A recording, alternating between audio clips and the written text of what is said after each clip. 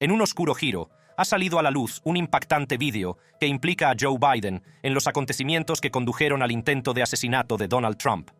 Los comentarios de Joe Biden, días antes del atentado contra Donald Trump, ya le habían convertido en una persona de interés en la violencia que ensombreció el mitin.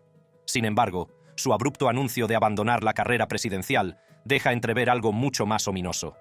Las recientes investigaciones sobre Thomas Crooks, el posible asesino, han revelado aún más pruebas incriminatorias que deberían tener preocupado al Partido Demócrata. Biden implicado en el intento de asesinato de Trump.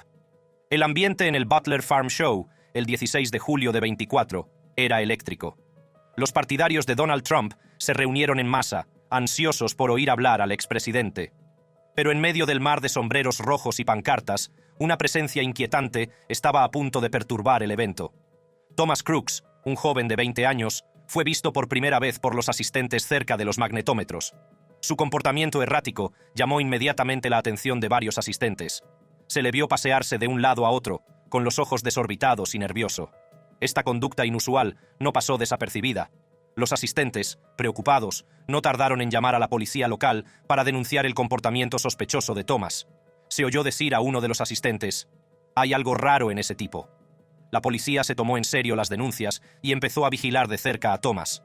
Como Thomas seguía actuando de forma extraña, la policía local decidió actuar. Los agentes empezaron a perseguirlo a pie, tratando de mantenerlo dentro de su campo de visión. La persecución fue tensa y los agentes informaron por radio a sus colegas y al servicio secreto. Mientras tanto, los asistentes a la manifestación que habían estado observando a Thomas se dieron cuenta de que se dirigía hacia el edificio de una empresa de investigación sobre el vidrio. Cuando subió al tejado, la preocupación de la multitud se convirtió en alarma. «Está en el tejado», gritaron varias personas, señalando hacia arriba para alertar a las autoridades. Un vídeo especialmente escalofriante muestra a un grupo de manifestantes fuera del perímetro del recinto al aire libre. «Ahí está, justo ahí», dice un hombre mientras señala hacia el tejado, tapando brevemente el objetivo con el dedo. «Justo ahí. ¿Lo ves? Está tumbado. ¿Lo ves? Sí, está tumbado. La urgencia en sus voces es palpable». Otro video capta a una mujer gritando frenéticamente: «Está en el tejado, está aquí mismo, está en el tejado». Sus repetidas advertencias resuenan entre la multitud, pero la respuesta de las fuerzas del orden parece lenta e inconexa. Mientras todo esto ocurría, Donald Trump estaba en el escenario, dirigiéndose a sus seguidores. Hablaba de gente peligrosa y delincuentes que entraban por la frontera sur de Estados Unidos, ignorando por completo el peligro real y presente que había a pocos metros de distancia. El pánico de la multitud comenzó a aumentar. La gente empezó a alejarse del escenario, insegura de lo que estaba ocurriendo, pero percibiendo la urgencia en el aire. La tensión era palpable y la situación se agravaba rápidamente.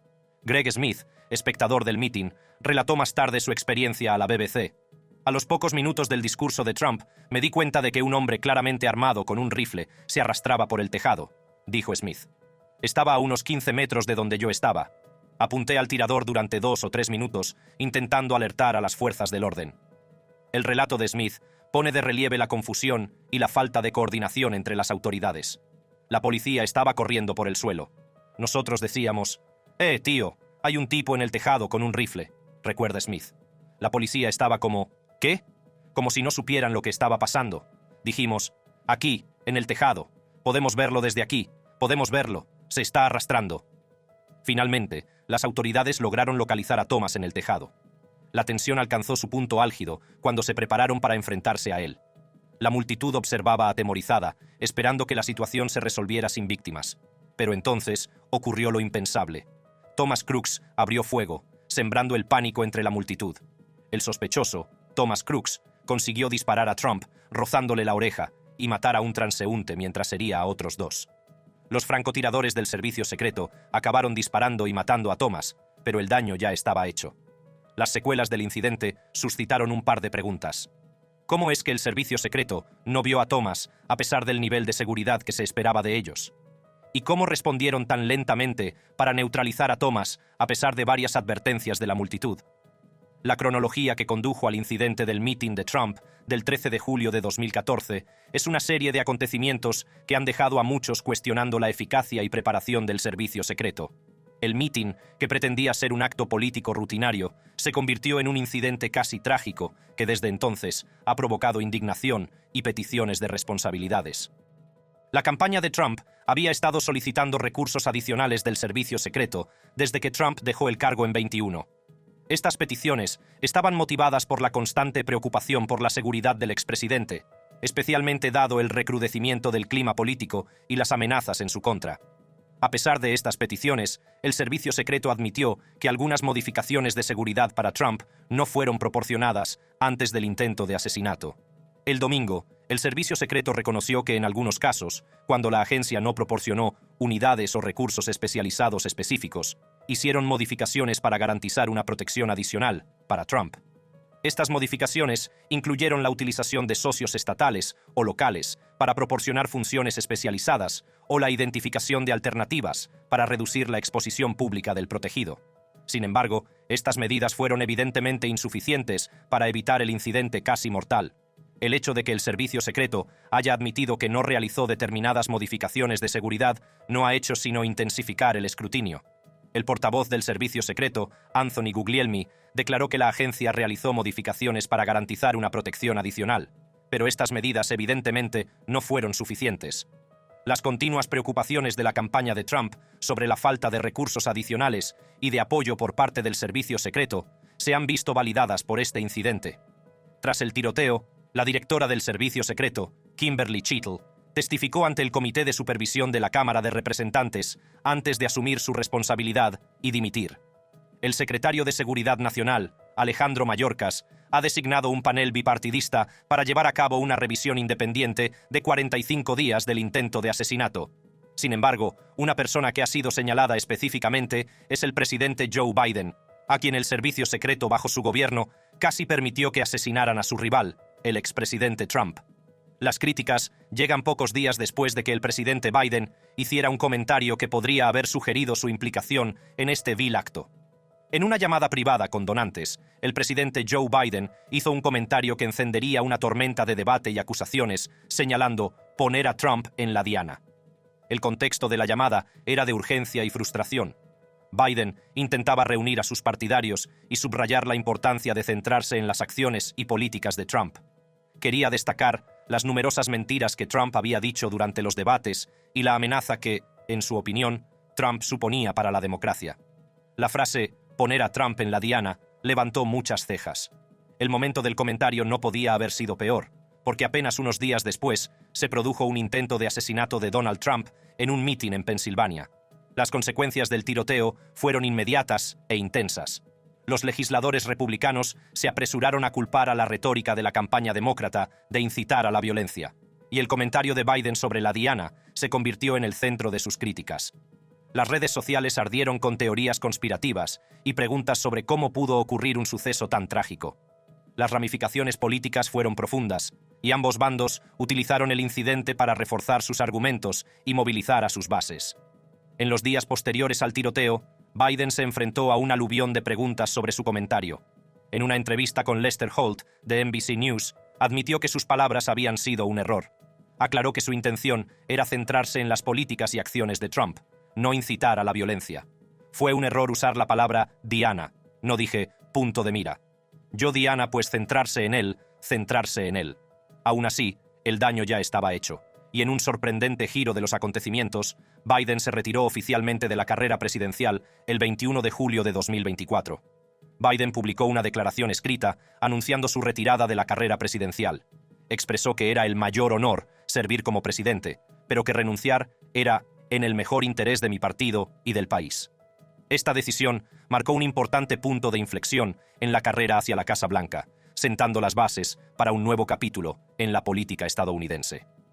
El camino hacia la retirada de Joe Biden de la carrera presidencial ha estado marcado por una serie de acontecimientos dramáticos que se han desarrollado a lo largo de los últimos meses. Todo empezó con su esperada actuación en el debate contra Donald Trump el 27 de junio. Las respuestas, a veces incoherentes, de Biden y sus visibles dificultades durante el debate suscitaron serias dudas sobre su capacidad para liderar la nación durante otro mandato. El debate no fue más que el principio. Menos de 2 semanas después, Biden fue el anfitrión de una cumbre de alto nivel con los líderes de la OTAN en Washington. El acto, que pretendía mostrar su liderazgo en la escena mundial, puso de relieve sus vulnerabilidades. Durante la cumbre, Biden se equivocó al presentar al presidente ucraniano, Volodymyr Zelensky, como presidente Putin, una metedura de pata que no sirvió para calmar los nervios de sus partidarios. La presión siguió aumentando a medida que Biden se enfrentaba al creciente escrutinio tanto de su partido como de la opinión pública. Sin embargo, ninguna de estas polémicas centró más la atención en Biden que su comentario sobre la Diana, que muchos suponen fue un indicio de su participación en el casi asesinato de Trump. Imágenes tomadas por los asistentes al meeting muestran a Thomas Crooks en el tejado. Thomas Crooks podría haber sido un demócrata en el armario. Las secuelas del intento de asesinato del expresidente Trump por parte de Thomas Crooks han dejado muchas preguntas sin respuesta. Los investigadores peinaron la huella digital de Thomas, buscando pistas sobre sus motivos y si actuó solo. Descubrieron materiales explosivos en su casa y en su coche, que fueron convertidos en seguros por técnicos en explosivos. El FBI identificó a Thomas como el autor de los disparos, utilizando su ADN e información biométrica, confirmando que no estaba en su radar antes del incidente. A medida que avanzaba la investigación, la atención se centró en los antecedentes y las afiliaciones políticas de Thomas. Sus actos de aquel fatídico día dejaron un rastro de confusión y especulación, ya que tanto las autoridades como el público trataron de entender qué le había llevado a cometer un acto tan atroz. Para comprender las posibles motivaciones políticas de Thomas Matthew Crooks, debemos ahondar en sus antecedentes y en las opiniones encontradas sobre su postura política. La historia personal de Thomas es un tapiz de contradicciones que hacen difícil precisar sus verdaderas afiliaciones. Thomas Matthew Crooks se graduó con 22 años en el Instituto de Bethel Park. En su graduación, fue uno de los 20 estudiantes de su clase que ganaron los premios Estrella de la Iniciativa Nacional de Matemáticas y Ciencias. En mayo, se graduó en el Community College del Condado de Allegheny con un título de asociado en Ciencias de la Ingeniería. Fue contratado como ayudante dietético en el Centro de Enfermería Especializada y Rehabilitación de Bethel Park, donde su jefa, Marcy Grimm, lo describió como un empleado fiable con un historial limpio. Los compañeros de Thomas han pintado un cuadro mezclado de sus años de la high school secundaria.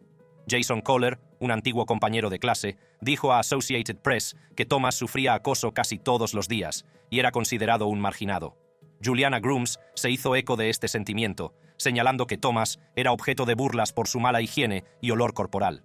Sin embargo, otro estudiante, Mark Sigafus, describió a Thomas como amable y empollón, refutando las afirmaciones de acoso severo. El orientador del instituto, Jim Knapp, también afirmó que Thomas no sufría acoso. En cuanto a sus opiniones políticas, los testimonios son igualmente contradictorios. La huella digital de Thomas ofrece algunas pistas, pero no respuestas definitivas. En 21, donó $15 al Progressive Turnout Project, una campaña de contacto con votantes demócratas. A pesar de ello, estaba registrado como republicano, aunque no tenía edad suficiente para haber votado anteriormente en unas elecciones presidenciales. El agente especial del FBI a cargo, Kevin Rohek, declaró que la agencia no ha identificado ninguna ideología asociada a Thomas y no ha encontrado pruebas de creencias políticas firmes en su investigación de sus mensajes de texto y publicaciones en las redes sociales. Los antecedentes familiares de Thomas también ofrecen algunas pistas. Su padre, Matthew Crooks, fue perfilado por la campaña de Trump como posible votante en un estado indeciso en el año 26 y se le enviaron específicamente mensajes a favor de las armas. Ambos progenitores de Thomas puntuaron alto en las métricas pro armas y probablemente eran propietarios de armas y cazadores. Se cree que Matthew Crooks es el propietario legal del rifle AR-15 utilizado en el tiroteo. Las versiones contradictorias sobre las opiniones políticas de Thomas y la falta de pruebas claras de que tuviera creencias firmes hacen difícil determinar sus verdaderas motivaciones. ¿Era un conservador desilusionado, un liberal secreto o simplemente una persona con problemas sin una ideología política clara? La investigación continúa, pero las respuestas siguen siendo elusivas. No obstante, las pruebas revelan que las intenciones de Thomas de acabar con la vida del expresidente Trump eran algo que había decidido días antes del suceso. Los investigadores descubrieron que Thomas había estado planeando meticulosamente su ataque durante meses. Su historial de búsquedas en Internet incluía consultas sobre las fechas y lugares de los mítines de Trump, así como de la Convención Nacional Demócrata de Chicago. Esto apuntaba a un gran interés tanto por Trump como por el presidente Joe Biden, aunque no reveló ninguna inclinación política clara ni afiliaciones con grupos extremistas. El 13 de julio será mi estreno, mirad cómo se desarrolla. Este mensaje, aparentemente inocuo para el ojo inexperto, pronto se convertiría en un punto focal para los investigadores que trataban de reconstruir los motivos detrás de su descarado acto. Las actividades de Thomas en Steam no se limitaban a este único mensaje. Había sido miembro activo de varias comunidades de jugadores, donde a menudo participaba en discusiones que, en retrospectiva, dejaban entrever su creciente descontento y sus tendencias violentas. Sin embargo, estas señales de advertencia pasaron desapercibidas para quienes le rodeaban, lo que permitió que sus planes progresaran sin control. Mientras tanto, otras pruebas también revelaron que Trump podría no haber sido el único objetivo de Thomas. Uno de los descubrimientos más alarmantes fue la colección de fotos del teléfono de Thomas. No se trataba de fotos cualquiera, eran imágenes de altos cargos del gobierno, entre ellos el presidente Joe Biden, el fiscal general Merrick Garland y el director del FBI Chris Wray. Esta revelación sugirió que Thomas podría haber tenido planes más amplios y siniestros, más allá del intento de asesinato de Donald Trump. Los investigadores también descubrieron que Thomas había investigado meticulosamente las fechas de la Convención Nacional Demócrata y las apariciones de Trump. Este nivel de planificación indica un esfuerzo calculado para apuntar a eventos políticos de alto perfil, lo que plantea interrogantes sobre sus objetivos finales. A pesar de estos hallazgos, el FBI aún no ha descubierto un motivo ideológico claro detrás de las acciones de Thomas.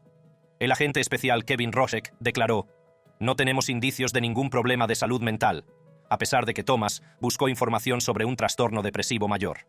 El sentimiento de que Thomas no tenía ningún trastorno notable o corriente de comportamiento violento también fue compartido por personas que lo conocían y se sorprendieron al descubrir que estaba detrás del intento de asesinato del expresidente Trump. Thomas Crooks creció en el tranquilo suburbio de Bethel Park, Pensilvania. Nacido en el seno de una familia de clase media, Thomas vivía con sus padres, Matthew y Mary Crooks, y su hermana mayor en una modesta casa de ladrillo. Sus padres son consejeros diplomados en salud mental y se dedican a ayudar a los demás a superar sus problemas de salud mental. A pesar de su experiencia profesional, nada podría haberles preparado para las espantosas acciones de su hijo. Thomas estudió en el Instituto Bethel Park, donde se graduó en el curso 22. Conocido por mantener un perfil bajo, a menudo era descrito como tímido y reservado por sus compañeros de clase. Un antiguo compañero de clase, Max Rich, recordaba que Thomas nunca pareció el tipo de persona capaz de cometer tales actos violentos.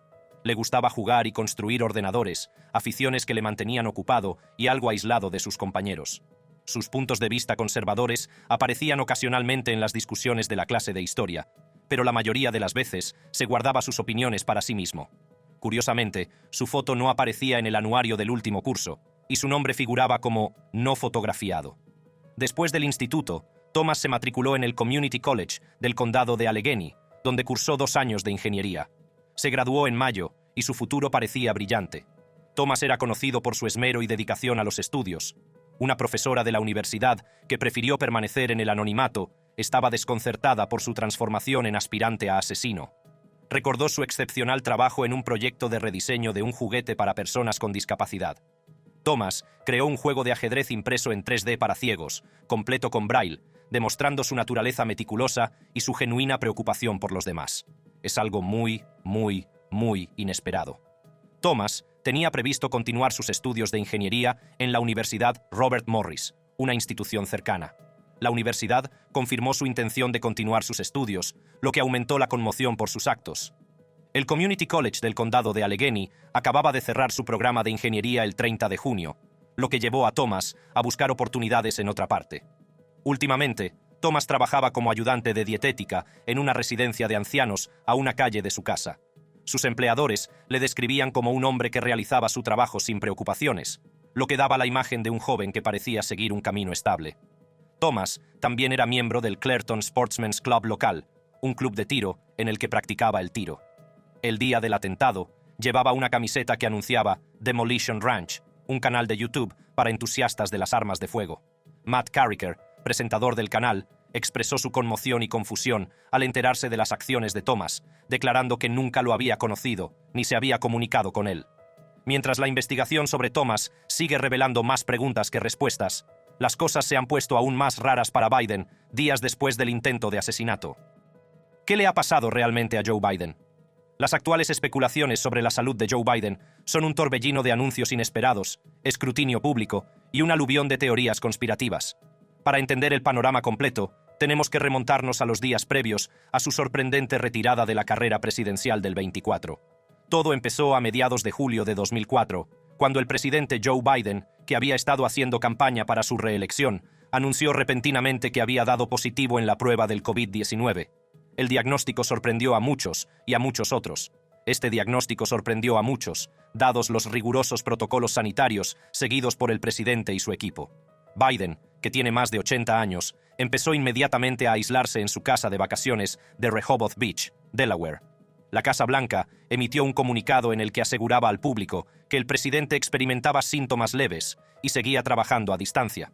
Sin embargo, la situación dio un giro dramático el 21 de julio de 2004, cuando Biden publicó una carta en las redes sociales anunciando su decisión de retirarse de la carrera presidencial. El anuncio fue breve y careció de la fanfarria habitual asociada a decisiones políticas tan importantes. Biden citó su salud y la necesidad de centrarse en su recuperación como principales motivos de su retirada. También expresó su apoyo a la vicepresidenta Kamala Harris, que ahora sería la candidata demócrata. El momento y la forma del anuncio de Biden desataron inmediatamente una oleada de especulaciones y teorías conspirativas. Muchas figuras conservadoras y comentaristas de derechas se lanzaron a las redes sociales para cuestionar la autenticidad de la carta y el verdadero estado de salud de Biden. La representante Lauren Boebert, miembro destacado del movimiento MAGA, fue una de las primeras en exigir pruebas de vida de Biden. Insinuó que la decisión de retirarse no fue tomada por el propio Biden, sino por otros debido a su mermado estado mental.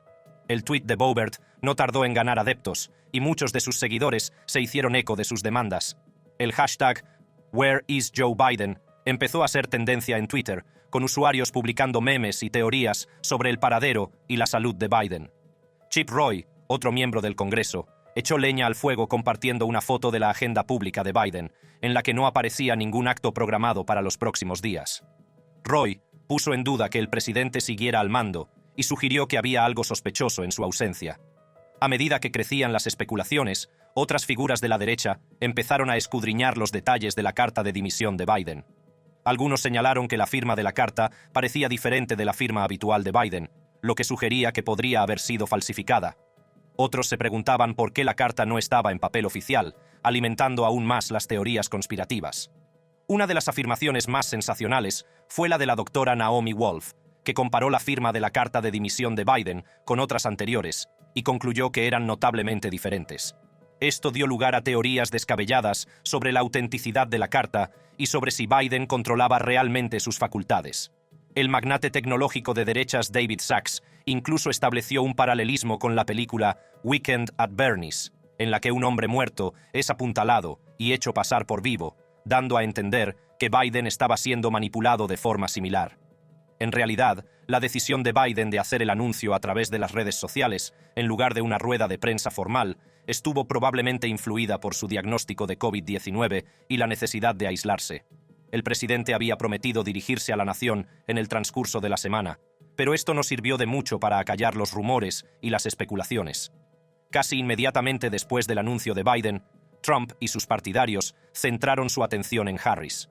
La acusaron de ser cómplice en el encubrimiento de lo que, según ellos, es el declive de Biden, lo que le incapacita para el cargo.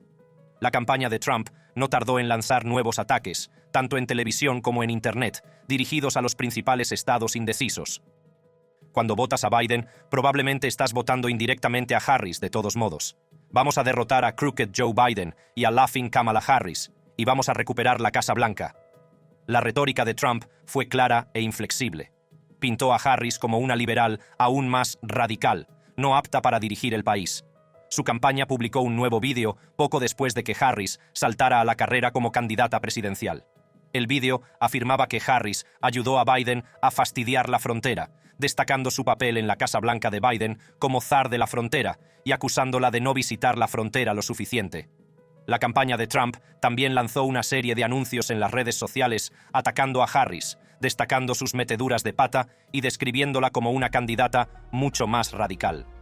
El Super PAC pro-Trump, Make America Great Again Inc., lanzó inmediatamente un anuncio en Georgia, Pensilvania y Arizona, impulsando afirmaciones infundadas de que Harris tenía dudas sobre la aptitud mental de Biden y trabajó para encubrirlo. Ampliaremos la compra.